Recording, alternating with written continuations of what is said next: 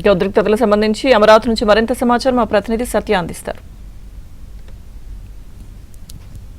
రాజధాని ప్రశాంతంగా ఉన్న తరుణంలో వైసీపీ శ్రేణుల్లో సిఆర్డీఏ పరిరక్షణ కమిటీ పేరుతో రాజధానిలోకి ప్రవేశించే ప్రయత్నం చేయడంతో రాజధాని ప్రాంత రైతులు ఇక్కడ ఉన్నటువంటి ప్రజలు వారిని అడ్డుకునే ప్రయత్నం చేశారు. గత 5 ఏళ్లుగా రాజధాని శ్మశానం అని ఎడారని నానా మాట్లాడిన వైసీపీ శ్రేణులు ఇప్పుడు వచ్చి ముసలికన్నీరు ఎందుకు కార్చాలనుకుంటున్నారు? వాళ్ళు ఇవాళ రైతులు 85% స్వచ్ఛందంగా రాజధాని గ్రామాల్లో పొలాలు ఇచ్చి 5 సంవత్సరాలు నీ చేత మాట్లాడబడ్డాం, వ్యభిచారులు చేసే ఆడవాళ్ళని పోలీస్ స్టేషన్లో అన్నారు, ఎన్నో వల్గర్గా మాట్లాడినా బరాయించి 5 సంవత్సరాలు శాంతియుతంగా ర్యాలీలు చేసి పాదయాత్రలు చేసి ఇవాళ ప్రభుత్వం వచ్చిన కాడి నుంచి రాజధానిని ప్రకటించగానే అందరూ హ్యాపీగా ఉన్న తరుణంలో రైతులందరూ అన్నదమ్ముల్లా కలిసి ఉండే ఊర్లలో మీరు పక్క జిల్లాల నుంచి బయట కాన్స్టిట్యున్సీ నుంచి 20-30 కార్లు వేసి రౌడీల్ని గ్యాంగుల్ని తీసుకొచ్చి ఇవాళ మళ్ళీ రాజధాని మీద బుర్ర చల్లడానికి మీరు వచ్చిన పరిస్థితిలో 5 సంవత్సరాలు మీరు ఎన్నన్నా భరించాం.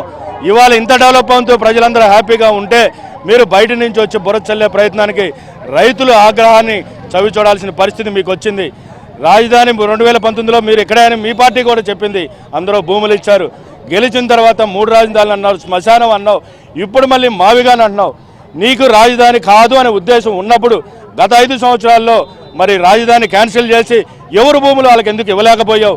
ఇవాళ 15% రైతుల కోసం ఊర్లలోకి వచ్చి నువ్వు రెచ్చగొట్టే విధంగా పోనీ ఇవాళ మీ నాయకులు వచ్చారు, కమిటీ వచ్చారు, ఉండవెల్లి పెనమాక నుంచి ఎవరైనా ఇవ్వని రైతులు మీ వెంట ఉన్నారా? ఇవాళ మీ వెంట ఎవరైనా ఉన్నారా?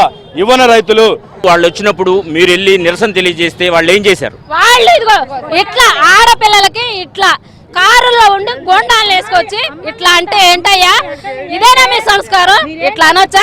ఇదిగో కారులో ఉండే లాగితే రక్తాలు వచ్చినాయి. మా గత 5 ఏళ్ల పాలనలో కూడా మీరు కాళ్ళతో దన్నిచ్చారు, మమ్మల్ని ఏడిపించారు రోడ్ల మీద. ఇప్పుడు కూడా మా మీద మీరు ఏదో చెయ్యాలని వస్తే అమరావతి రైతు కూలీలుగా కానీ రైతులు కానీ ప్రతి చిన్న పెద్ద రోడ్డు మీదకి ఎక్కి కబడ్దార్ కోడిగుడ్లు వేస్తే మేము చూస్తూ ఉంటామా? కబడ్దార్ మిమ్మల్ని మట్టు పెడతాం. అవసరం అయితే రాజధాని జోలికి వస్తే ఊరుకోం మేము, అసలు ఉపేక్షించేదే లేదు. ఇప్పుడు దేవినేని అవినాష్ ఆడెవడో నారాయణ అంట, ఆడెవడో ఎందుకంటున్నానంటే ఆవేశం, అది బాగా కట్టలు తెంచుకుంటాయి. ఒక ఆడబిడ్డగా, రాజధాని ఆడబిడ్డగా ఆవేశం తెంచుకున్నాకే ఇప్పుడు ఆడు ఈడని వస్తుంది. మాకు సంస్కారం ఉంది, మీకులాగా ఆడపిల్లల్ని ఎట్లా పడితే అట్లా లాగటం ఇదా ఇట్లాగా లాగేది ఇట్లాగా మాకైతే లేదు. కాకపోతే కట్టలు తెంచుకున్నా బట్టి ఆడు ఈడు అంటున్నాం.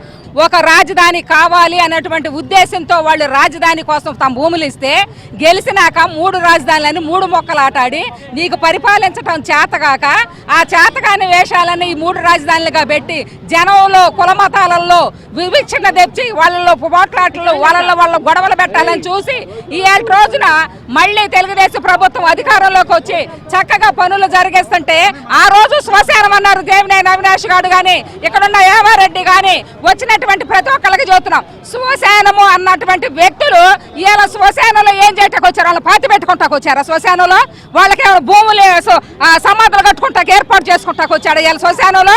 ఆ రోజు రైతులు అన్నటువంటి రైతుల ఆడబిడ్డల్ని బుట్టకలతో కొట్టాడు, వాళ్ళు ఈడ్చుకెళ్లారు, పేకార్టిస్టులు అన్నారు. ఇవాళ ఒక ఆడ మనిషికి విలువ లేకుండా చేసినటువంటి గత ప్రభుత్వం ఇవాళ మేము మా రాజధాని కోసం మేము ఇక్కడికి వస్తే ఒక రౌడీలాగా గోండాల్లాగా వచ్చి అసలు కారుల్లో గుడ్లు పెట్టుకురావటం ఏంటండి? అది అప్పుడు మీరు విశ్వ సంస్కృతి మీది.